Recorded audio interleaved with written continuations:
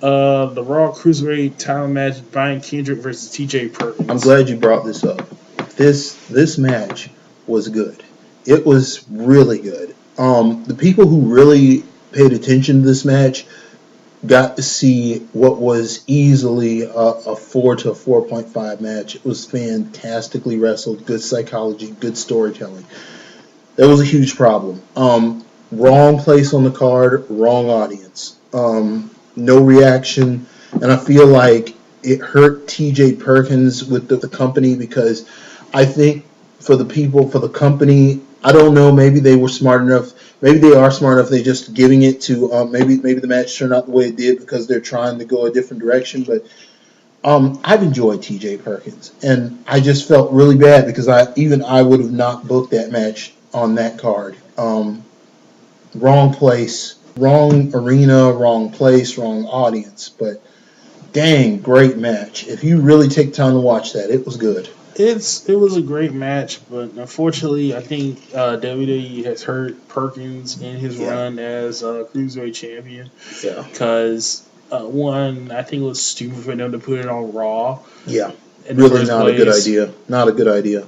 Secondly, fortunately for the cruiserweights in this day and age, back during like the WCW, when back during the Attitude Era, when WCW had the cruiserweights, it was uncommon to see somebody flip to the outside and do all the high spots. Oh yeah, Now, you correct me if I'm wrong, kid, the move set everybody's doing dives to the outside.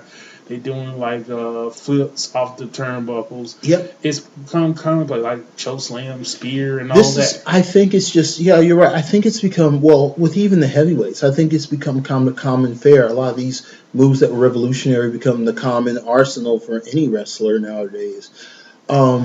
Sadly, but see, that's one of the primary reasons why WWE, why sometimes I feel WWE doesn't spend enough time with the fans. The mentality of you're going to give the fans what you feel they should get and what they don't know they need, but and when it comes to this kind of thing, you really have to go for the audience that's going to give it its proper appreciation. All those moves have been seen, moonsaults, flipping. Everybody's seen them. Everybody's seen the moves. They're not as special as they used to be, but when you take into account when you put it in the right situation in front of the right crowd, it can still breed a little magic. But this putting the cruiserweight division on Raw, I understood why they did it. I know they have more time. I know they're trying to expose it to a larger audience. I know they're trying to get a good return on their investment from investing so much into hiring all these cruiserweights and getting the Cruiserweight Classic, which they're giving them their own show now. I'm glad they're trying to do something, but the important thing to realize is that it was just not a wise move.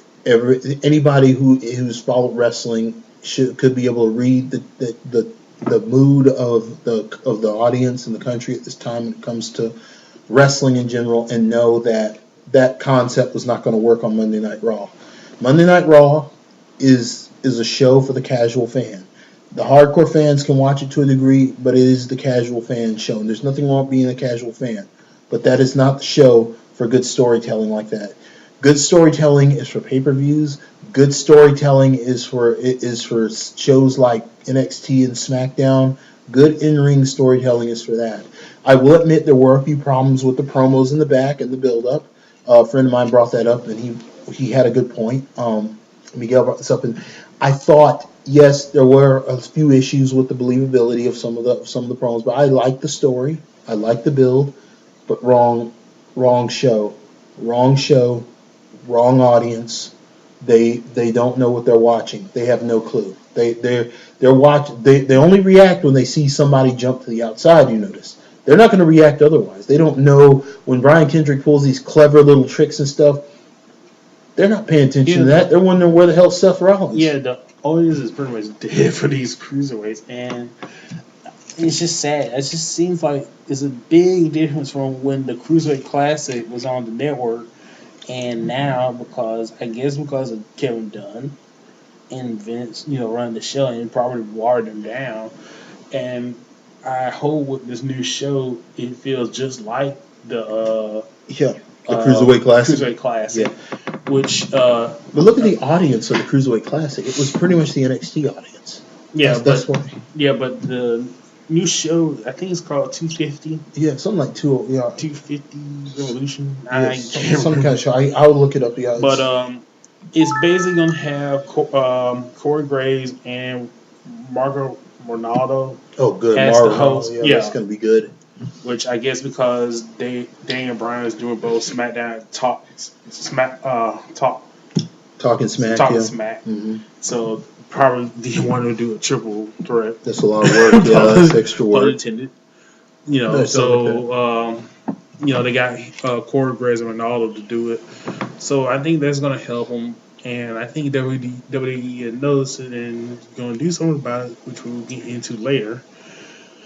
But Brian Kendrick win by fooling T.J. Perkins and is now the new Cruiserweight champion. Yeah. Next match. Yeah. And I just want to say there is hope for the Cruiserweight division coming up Survivor Series, because I hear that if SmackDown wins, yeah, okay, we'll get to that. We'll get to that later. All right.